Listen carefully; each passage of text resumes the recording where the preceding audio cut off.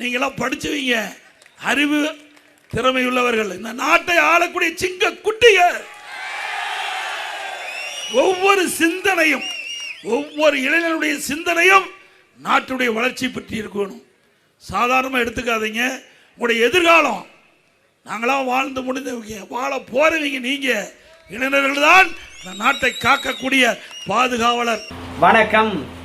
என்ன செய்தியை பார்க்க போறோம்னு கேட்டீங்கன்னா, ஒரு மகிழ்ச்சியான செய்தி தான். காங்கிரசினுடைய முக்கியமான ஒரு தலைவர் பூண்டோடு ராஜினாமா பண்ணியிருக்கின்றார். எத்தனையோ கட்சியிலிருந்து நிறைய பேர் விலகுறாங்கப்பா. தேர்தல் அதிருப்தி, சரியான முக்கியத்துவம் கொடுக்கல, சீட்டு கொடுக்கல.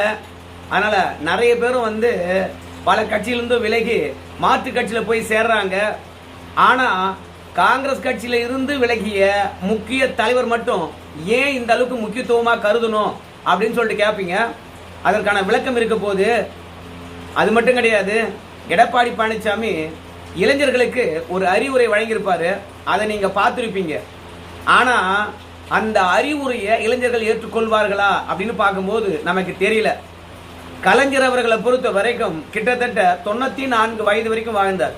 ஆனா எந்த இடத்திலும் சரி, நாங்களா வாழ்ந்து முடிச்சிட்டோம்பா அப்படின்ற வார்த்தையை விட்டிருக்கவே மாட்டாங்க. நம்ம குடும்பத்தில் இருக்கின்ற பெரியோர்கள் சொல்லுகின்ற வார்த்தையை இளைஞர்களுக்கு எடப்பாடி பழனிசாமி ஒரு அரசியல் தலைவராக இருந்துகிட்டு ஓப்பனா உடைச்சு பேசுறார். இவர்கள் வருங்கால தூண்கள், இந்த நாட்டை ஆள வேண்டிய சிங்கங்கள், நீங்க நடிகர் பின்னாடி போகாதீங்க அப்படின்னு சொல்றார். சரி, நடிகர் பின்னாடி இளைஞர்கள் போகக்கூடாது என்றால் இளைஞர்களுக்கு நீங்க என்ன பண்ணீங்க அப்படின்னு கேட்பாங்களே இல்லையா?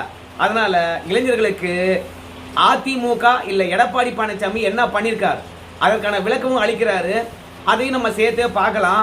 ஆனா அதற்கு முன்பாக இது வரைக்கும் நம்ம சேனலை நீங்க சப்ஸ்கிரைப் பண்ணலையா அப்படின்னா சப்ஸ்கிரைப் பண்ணிக்கங்க. கொஞ்சம் சப்போர்ட் பண்றதா இருந்தா ஒரு லைக் ஒன்று போட்டு போங்க. முதல்ல நம்ம எந்த வீடியோ பார்க்கணும்னு கேட்டீங்கன்னா, மொக்கை ஆஃப் த டே அப்படின்ற வீடியோவை நம்ம பார்க்கணுங்க.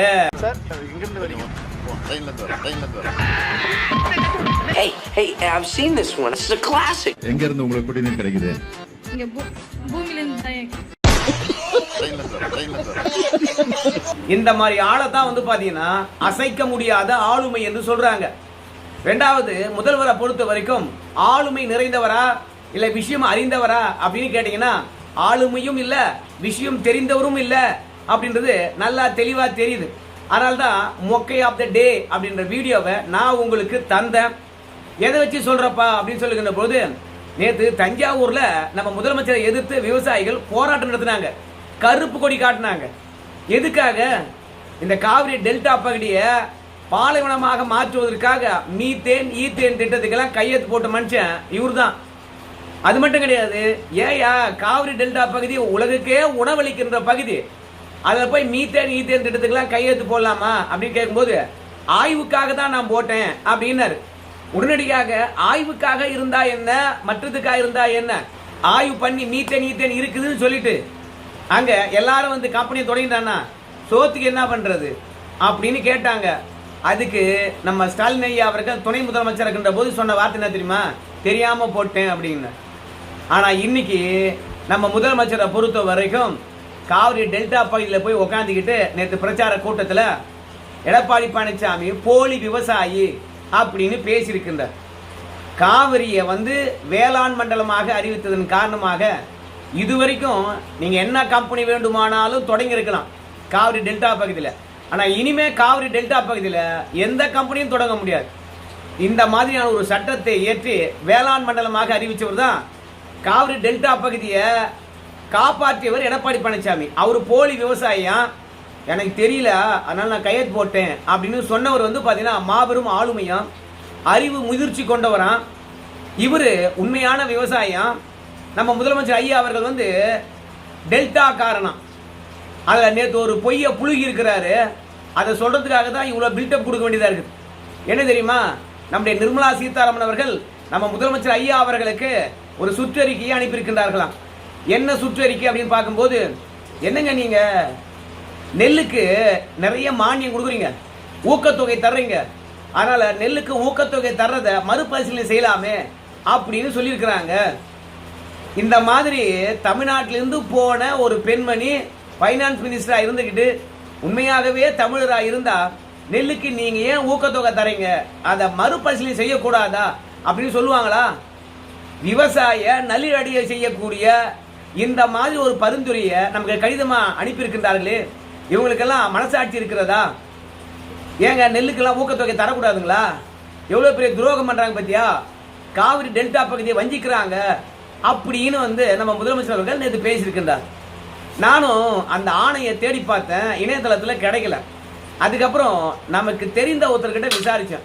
என்னங்க நெல்லுக்கு ஊக்கத்தொகையெல்லாம் தரக்கூடாதுன்னு சொல்லிட்டாங்களாமே நிர்மலா சீதாராமன், இப்படி ஒரு துரோகம் பண்ணலாமா விவசாயிகளுக்கு அப்படின்னு சொல்லுகின்ற போது, நெல்லுக்கு என்ன ஊக்கத்தொகை தருகின்றீர்களோ அந்த ஊக்கத்தொகை அப்படியே தொடரட்டும், ஆனா ஊக்கத்தொகையை அதிகப்படுத்தாதீங்க. நெல்லுக்கு ஊக்கத்தொகையை அதிகப்படுத்துவதை நீங்க மற்ற பயிர்களுக்கு நீங்க விநியோகம் பண்ணலாம். கரும்புக்கு தரலாம், வாழைக்கு தரலாம், அப்புறம் பயிறு வகைகளுக்கு தரலாம். ஏன்னா அவையெல்லாம் உற்பத்தி குறைவா இருக்கிறது. நெல்லுக்கு போன வருடம் கொடுத்தீங்கல்ல அதே ஊக்கத்தொகை தொடரட்டும், அதை நிறுத்தாதீங்க. மற்ற பயிர்களுக்கும் ஊக்கத்தொகையை அதிகரிங்க. ஏன்னா பல்வேறுபட்ட மாற்று பயிர் வகை செய்கின்ற போதுதான் மண் வளப்படும். நீங்க தொடர்ந்து நெல்லுக்கே ஊக்கத்தொகை அதிகரிச்சுக்கிட்டே போனீங்கன்னா, கொடுக்க வேணாம்னு சொல்ல, அதிகரிச்சுக்கிட்டே போனீங்கன்னா தொடர்ந்து நெல்லே பயிரிடுவாங்க, மண் மலட்டுத்தன்மை ஆயிடும். அதனால ஊடு பயிராகவோ இல்ல பல்வகைப்பட்ட பயிராகவோ இடட்டும், மற்ற பயிர்களுக்கும் ஊக்கத்தொகை கொடுங்க அப்படின்னு தான் சொன்னாங்க. உடனடியாக நம்ம முதலமைச்சர் பொறுத்த வரைக்கும் நெல்லுக்கு ஊக்கத்தொகை நிறுத்த சொல்லிட்டாங்க, இவங்க துரோகி இல்லையா அப்படின்னு சொல்றாங்க. எப்போதும் சரி திரிச்சு பேசுவதுதான் இந்த திமுக காரங்களுடைய வாடிக்கை. அப்படிதான் மின்சாரத்துறையை பாத்தீங்கன்னா சீர்திருத்தணும். நீங்க என்ன பண்ணீங்களோ தெரியாது, மின்சாரம் எங்க திருடு போதோ அதை கண்டுபிடிக்கணும். ரெண்டாவது மின்சாரம் எங்க வேஸ்ட் ஆகுதோ அதை கண்டுபிடிக்கணும். ரெண்டாவது பழைய பொருட்கள்லாம் எங்கெங்கெல்லாம் போட்டு வச்சுட்டு அப்படியே கடுக்குறீங்களோ அதனால மின்சாரமானது வீணாகுது இல்லையா, அதெல்லாம் சரிப்படுத்தி மின்சாரத்தை மிச்சப்படுத்த பாருங்க. நீங்க இதெல்லாம் எங்களால பண்ண முடியாதுன்னா நீங்க மின்துறை எப்படி மீட்க போறீங்க அப்படின்னு கேட்டிருக்காங்க. ஆனா நம்முடைய தமிழக அரசாங்கம் என்ன பிரச்சாரம் பண்ணாங்க தெரியுமா? மின்சாரத்துறையை எப்படி மீட்க போறீங்க, அதனால மின் கட்டணத்தை உயர்த்துங்க அப்படின்னு சொல்லிவிட்டாங்க. அதனால தான் நாம ஆண்டுக்கு ஆண்டு 4-6% மின் கட்டணத்தை உயர்த்துறோம். எடப்பாடி பழனிசாமி உதய் மின் திட்டத்தில் கைது போட்டாருல, அதால் தான் வந்தது பிரச்சனை அப்படின்னு சொல்லிட்டாங்க. மின்சார வாரியத்தை சீர்திருத்தம் பண்ணுங்க, பழைய மின்மாற்றி எல்லாம் முதல்ல மாத்துங்க, அதோட பூமியில பாத்தீங்கன்னா மின்வட கம்பியை பதிங்க, மின் திருட்டை தடுங்க, முறையா மீட்டர் அமைங்க. இதெல்லாம் இந்த சீர்திருத்தம் பண்ணுகின்ற பொழுது நம்ம மின்சாரத்துறைக்கு பற்றாக்குறை குறையினாங்க. ஆனா இந்த திருட்டெல்லாம் யார் செய்யறது? திமுக காரன் தான். டிரான்ஸ்பார்மர் கொள்முதல்லே பாத்தீங்கன்னா நம்ம செந்தில் பாலாஜி ஊழல் செய்திருப்பதாக அண்ணாமலை நேற்று குற்றச்சாட்டு வச்சார். இப்படிதான் எப்ப பார்த்தாலும் திமுகவினரை பொறுத்த வரைக்கும் மத்திய அரசாங்கம் ஒண்ணு சொல்லும், இவங்க ஒண்ணு சொல்லுவாங்க நம்ம கிட்ட.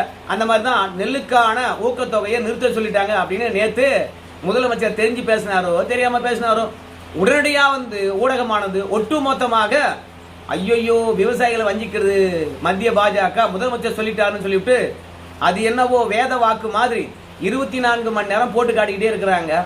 மொத்தத்தில் எனக்கு ஒரே ஒரு கேள்வி மட்டும்தான் எழுது.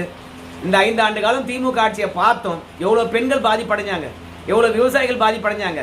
விவசாயிகள் பாதிப்படைய வச்சு தானே தஞ்சாவூர்ல முதலமைச்சர் கூட்டத்தில் பேசலான்னு சொன்ன உடனே விவசாயிகள் எதிர்ப்பு தெரிவிக்கிறாங்க. அனைத்து தரப்பு மக்களும் வேதனை அடைஞ்சாங்க, இந்த ஆட்சியே வேணாம் என்று முடிவு கட்டி இருக்கிறாங்க. ஆனா இவங்களுக்கு ஒரு நல்ல நேரம் விஜய் பாத்தீங்கன்னா கட்சி தொடங்கிட்டார். ரெண்டாவது இவங்க கிட்ட ஏகப்பட்ட பணம் இருக்குது. மூன்றாவது தேர்தல் அறிவித்த உடனே திமுகவுக்கு ஜால்ரா போடுகின்ற அதிகாரிகளை மாற்றி இருக்க வேண்டும். திமுகவுக்கு ஜால்ரா போன்ற அதிகாரிகளை நேற்று தான் பாத்தீங்கன்னா சென்னையில அருண்குமார் ஐபிஎஸ் அவர்களை மாத்திருக்காங்க. இவரெல்லாம் எப்பவோ மாத்திருக்க வேண்டும், தலைமைச் செயலாளர்லாம் எப்பவோ மாத்திருக்க வேண்டும், சட்ட ஒழுங்கு டிஜிபிலாம் எப்பயோ மாத்திருக்க வேண்டும், அதே மாதிரி உளவுத்துறை ஐஜிலாம் எப்பவோ மாத்திருக்க வேண்டும். அவங்களெல்லாம் பாத்தீங்கன்னா தேர்தல் அறிவித்த உடனே மாத்திருந்தாங்கன்னா திமுகவுடைய வெற்றியை நம்மளால தடுத்து இருக்க முடியும். விஜய் வரவு, அதிகாரிகளை லேட்டா மாற்றினது, திமுக கிட்ட இருக்கின்ற பணம், 4வது ஊடகம், இந்த 4ஐயும் வச்சுக்கிட்டு திமுக மீண்டும் வெற்றி பெறலாம் என்று நினைக்கிறாங்க. ஆனா வெற்றி பெற மாதிரி தெரியல. கூட்டணிக்குள்ள மாபெரும் சலசலப்பு.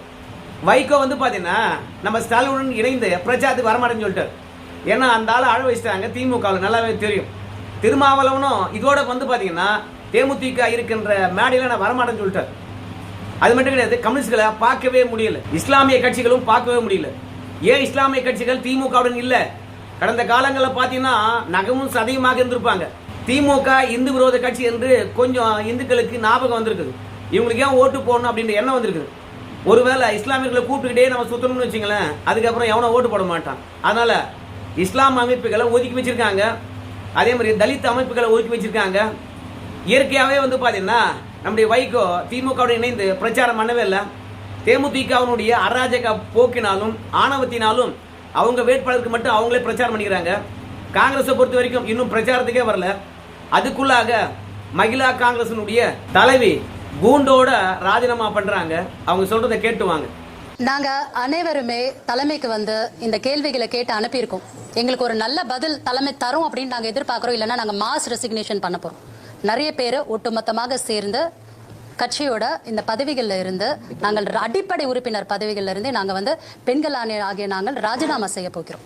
அப்படியே நாங்கள் உட்கார்ந்து விடுவோம் என்று கிடையாது. எங்களை போல பாதிக்கப்பட்ட பெண்களுக்காக நாங்கள் ஊர் ஊரா சென்று உழைக்க போகிறோம். அதுக்கான பெயர்களையும் வந்து நாங்கள் ஆலோசித்துட்டு கொண்டிருக்கோம். கட்சியை பற்றி சொல்லும் போதே எனக்கு அந்த அளவுக்கு உருக்கமாக இருக்கிறது. அப்படிப்பட்ட கட்சியில உழைத்தவர்களுக்கு ஒரு அங்கீகாரம் இல்லாமல் எங்களுடைய மாநில தலைவர் எங்களை எல்லாம் இப்படி பண்றது வந்து எங்களுக்கு நானும் ரொம்ப நேரமா வந்து இந்த அம்மாவை பொறுத்த வரைக்கும் 30 ஆண்டு காலம் காங்கிரஸ் இருந்திருக்காங்க. இவங்களுக்கு சீட்டே கொடுக்கலையாம். ராகுல் காந்தியும் மல்லிகார்ஜுன கார்கே அவர்களும் வந்து பாத்தீங்கன்னா இந்த அம்மாவுக்கு சீட்டு ஒதுக்கியிருக்காங்க. ஆனா மல்லிகார்ஜுன கார்கேவுடைய பையன் இருக்கான் பாரு, பிரியங்கா கார்கே, அவனுடைய தலையீட்டுனால நம்முடைய செல்வ பிறந்தகை அவர்கள் இந்த அம்மாவுக்கு சீட்டு கொடுக்காத விட்டுட்டு இருக்காங்க. இந்த அம்மா 30 வருஷமா மாணவர் காங்கிரஸ்ல இருந்தே காங்கிரஸ் உழைச்சிருக்காங்க. ஆனா இவங்களுக்கான வாய்ப்பு இல்லை. அதான் அழுதுகிட்டே வெளியே வந்துட்டாங்க. பல பேரும் கட்சி விட்டு வெளியே போறது இயற்கை தான், இல்லைன்னு சொல்லல. ஆனால் வெளியே போன பிறகு அவங்க செய்ய போற வேலையை பார்த்தீங்களா? காங்கிரஸ் எங்கேயுமே ஜெயிக்க கூடாதான். ஊருக்கு ஊரு போயிட்டு காங்கிரஸ் இருக்கக்கூடிய மகளிருக்கு எந்த அளவுக்கு துரோகம் பண்ணியிருக்காங்க அப்படின்னு சொல்லிட்டு காங்கிரஸுக்கு எதிராக பிரச்சாரம் பண்ண போறாங்களாம். நாங்கள் ஏன் காங்கிரஸ் விட்டு வெளியே வந்தோம் அப்படின்னு இந்த தேர்தல் முடிகிற வரைக்கும் பிரச்சாரம் பண்ண போறோம். அப்படின்னா அது ஒரு மகிழ்ச்சியான செய்தி தானே. காங்கிரஸ் தமிழர்களை கொன்ற கட்சி. காங்கிரஸ்ல வந்து பாத்தீங்கன்னா ஊழல்வாதிகளுக்கு பதவியை கொடுத்து 1,75,000 கோடி கொள்ளடிப்பதற்கான வாய்ப்பை உருவாக்கி கொடுத்தாங்க. காங்கிரஸை பொறுத்த வரைக்கும் நாட்டுக்கு எதிரான கட்சி, பாகிஸ்தானுக்கு ஆதரவான கட்சி. திமுக அதுல எந்த விதத்திலும் சளைத்தவர்கள் அல்ல. அதனால திமுகவும் காங்கிரசும் அழிக்கப்பட வேண்டிய கட்சி தான். அதுல நாம இறங்கி ஏன்டா அழிக்கணும் அப்படின்னு எவனா தயங்குனீங்கன்னா, நீங்களா இறங்குவானா நாங்களே அழிச்சுட்டு போறோம் அப்படின்னு சொல்லிட்டு மகிழா காங்கிரஸ் கட்சி தலைவி வந்து பாத்தீங்கன்னா, நாங்கள் எவ்வளோ பேர் விலகிறோம் பாருங்க, அத்தனை பேரும் ஊருக்கு ஊர் போய் பிரச்சாரம் பண்ண போகிறோம் அப்படின்னு சொல்லிட்டாங்க. காங்கிரஸ் ஜெயிக்குதோ இல்லையோ, திமுகவுக்கு இது பெரிய பின்னடைவு. பெண்களுக்கு நாங்கள் தான் முக்கியத்துவம் தரோம் அப்படின்னு கதறுகின்ற இந்த தருணத்தில் காங்கிரஸ் கட்சிக்காரங்களே அவங்களுக்குள்ளேயே சண்டை போட்டு அந்த கட்சியை முடிச்சுடுவாங்க போல இருக்குது. அது மட்டும் இல்லை, எடப்பாடி பழனிசாமியை பொறுத்த வரைக்கும் உங்கள் எல்லாருக்கும் தெரியும், மாணவர்கள் பொறுத்த வரைக்கும் நடிகர் பின்னாடி போவாதீங்க, நாங்கள் உங்களுக்கு என்னெல்லாம் பண்ணியிருக்கோம் தெரியுமா அப்படின்னு பட்டியலிட்டு இருக்கார் பாருங்க. ஏப்பா தம்பிகளே, உங்களை எல்லாம் படிக்க வச்சது நாங்க, ஆல் பாஸ் போட்டது நானு, ஆல் பாஸ் போட்டது நானு. எங்களை மறக்கலாமா? உங்களுக்கு எவ்வளவு வசதி செஞ்சாங்க எங்களுடைய தலைவர்கள். காலுக்கு காலணி, சீருட விலையில புத்தகம் கொண்டு போறதுக்கு பைய, பள்ளிக்கு போறதுக்கு சைக்கிள், மென்மையான கல்வி கிடைக்க மடிக்கணினி எல்லாம் கொடுத்த ஒரே அரசாங்கம் அண்ணா திமுக அரசு. இப்படி எல்லாமே வாங்கி அனுபவிச்சுட்டு பலனை கொண்டு போய் அங்க கொடுக்கலாமா? செடி வச்சு மரம் வச்சு தண்ணி ஊத்தி பூ பூத்து காய் காய்த்து பழத்தை வேற ஒருத்தர் பொடிச்சா யார் விடுவா? நியாயமா? யார் கஷ்டப்பட்டு செடி வச்சு மரத்தை பாதுகாத்து வளர்த்தா அவருக்கு தானே அந்த பலன் கிடைக்க வேணும். அதனால அருமை சகோதரன் இளைஞர்கள் சிந்திக்க வேண்டும். பாத்தீங்களா, நியாயமா வந்து பாத்தீங்கன்னா உரிமையுடன் வந்து மாணவர்களாக இருந்து இன்னைக்கு இளைஞர்களாக மாறி இருக்கக்கூடியவங்க கிட்ட எடப்பாடி பழனிசாமி தன்னுடைய ஆதரவை கேட்கிறார். செய்ய வேண்டியதெல்லாம் செஞ்சுட்டு அதுக்கப்புறம் எங்களுக்கு ஓட்டு போடுங்க அப்படின்னு கேட்கிறாங்க. அதனால ஒரு உண்மையான தலைவருக்கு, மாணவருடைய நலன் சார்ந்து சிந்தித்திருக்கக்கூடிய அதிமுகவுக்கு மாணவர்களும் இளைஞர்களும் கண்டிப்பா ஓட்டு போடணும். எடப்பாடி பழனிசாமி மாதிரி வெளிப்படையா பேசுறவங்க யாருமே அரசியல் களத்தில் இல்லை. நம்ம திமுக பொறுத்த வரைக்கும் உள்ளொன்று வைத்து புறம் ஒன்று பேசும். திமுகவை நீ விமர்சிக்கலையோ, ஆனா காலையில இறங்கி ஊடக பலத்தினால அவங்க ஒரு நெரேட்டிவை செட் பண்ணுவாங்க. அதுல தான் நாம நின்று பேச முடியும். பெண்களுக்கு எதிராக நடக்கக்கூடிய பாலியல் வன்புணர்வுகளை நம்மளால் பேச முடியாது. விலைவாசி உயர்வை பேச முடியாது. திமுக காரனுடைய அராஜகத்தை பேச முடியாது. தேர்தல் அறிவித்தா கூட நிலங்களையா கேட்கறீங்க அப்படின்னு சொல்லிட்டு விவசாயிகளை அடிக்கக்கூடியவங்களை பற்றி பேச முடியாது. விவசாயிகள் மீது குண்டர் சட்டம் போட்ட திமுக காரனை பத்தி பேச முடியாது. மொத்தத்தில் அவங்க செட் பண்ணுகின்ற நெரேட்டிவ் தான் நம்ம பார்க்கணும். நம்ம 5 வருஷம் முதலமைச்சர் ஆண்டதை பார்த்தோம். தஞ்சாவூருக்கு எப்பெல்லாம் வந்தாரோ அப்பெல்லாம் மக்களை சந்திக்க மாட்டாரா? இன்னைக்கு மட்டும் ரோட் ஷோ போறாரு. அவர் ரோட் ஷோ போறதும் அங்க வருகின்ற மக்களும் அவங்க கிட்ட கை கொடுப்பதெல்லாம் பார்க்கும்போது செயற்கைத்தனமா இருக்குது. இது உண்மையாவே திமுகவுடைய ஆதரவை வெளிப்படுத்துதுன்னு கேட்டீங்கன்னா வெளிப்படுத்தாது. எனக்கு தெரிந்து நேற்று காஞ்சிபுரத்தில் அண்ணா அவருடைய இல்லத்தில் போய் எடப்பாடி பழனிசாமி வணங்கி விட்டு அதற்கு பிறகு தன்னுடைய தேர்தல் பிரச்சாரத்தை தொடங்கினார். அந்த கூட்டத்தை நீங்க பாருங்க. இதுதான் ஆர்கானிக்கா வந்த கூட்டமோ இல்ல காசுக்கு வந்த கூட்டமோ? இதுதான் இயல்பா பாத்தீங்கன்னா அதிமுகவுக்கு பெருகி இருக்கின்ற கூட்டத்தை காட்டுது. மக்கள் மத்தியில் அதிமுக அதன் கூட்டணி கட்சிகளுக்கு ஆதரவு ஆரவாரத்துடன் இருக்குது. அசைக்க முடியாத ஆதரவா இருக்குது. மக்கள் பேராதரவுடன் மீண்டும் அதிமுக ஆட்சிக்கு வரும் போல இருக்குது. ஆனா இவ்வளவு கூட்டம் கூடுறதையும் அதிமுக ஆதரவு பெருகிறதையும் எப்படா தடுக்கணும் அப்படின்றதுக்காக அதிகாரிகளை பயன்படுத்தினாங்க. அதிகாரிகளை மாத்திட்டாங்க. அதிகாரிகளை மாத்தினா விடுவாங்களா? டிஆர் பாலு பாத்தீங்கன்னா டெல்லிக்கு கடிதத்தை எழுதிட்டார் தலைமை தேர்தல் ஆணையத்துக்கு. ஐயோ எடப்பாடிக்கு ஆதரவா இருக்கக்கூடிய அதிகாரிகளை போட்டாங்கோ, அதனால மீண்டும் மாத்தின அதிகாரிகளை மீண்டும் பணிக்கு திரும்ப சொல்லணும், இப்ப இருக்கின்ற அதிகாரிகளை மாத்தணும் அப்படின்னு சொல்லிட்டு மனுவை போட்டிருக்கின்றார்.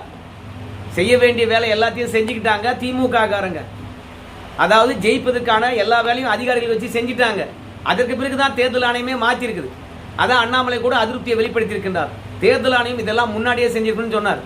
அதனால திமுக பொறுத்த வரைக்கும் அவங்க செய்யற ஒவ்வொரு செயலுக்கும் பின்னாடியும் நமக்கு ஆப்பு இருக்கும். அது திமுகவுக்கு ஆதரவா இருக்கும். அதனால திமுக காரம் பண்றதெல்லாம் சரியானது என்று நம்ம நினைக்கவும் கூடாது. மக்களுக்காக பேசுறாங்க அப்படின்னு சொல்லிட்டு நாம வாயை பொழந்துக்கிட்டு அவங்க சொல்றதை கேட்கவும் கூடாது. அவங்க எதனா ஒன்று செய்ய சொன்னா கூட செய்யாதீங்க. அது நமக்கு ஆபத்தா இருக்கும், அவங்களுக்கு நல்லதா இருக்கும். அதனால திமுகவினரை பொறுத்த வரைக்கும் அடுத்த முறை வெற்றி பெற்றார்கள் என்றால் அவங்க என்ன சாப்பிட சொல்றாங்களோ அதுதான் நம்ம சாப்பிட வேண்டிய நிலையாகவே இருக்கும். பொறுத்து சிந்தித்து பார்த்து யாரு நல்லவங்கன்னு பார்த்து ஓட்டை போடுங்க அப்படின்ற வேண்டுகோளுடன் நம்ம அதிமுகவுக்கு பெருகி இருக்கின்ற ஆதரவு எல்லாம் நீங்க பார்த்திருப்பீங்க. மக்கள் கூட்டத்தெல்லாம் அதிமுக வெற்றி பெறுமா என்ற சந்தேகம் உள்ளத்துக்குள்ளே வரக்கூடாது. அதுக்காக தான் இவ்வளவு ஆதாரங்களுடன் இந்த வீடியோவை தந்தோம். அடுத்த வீடியோவில் சந்திக்கலாம். நன்றி.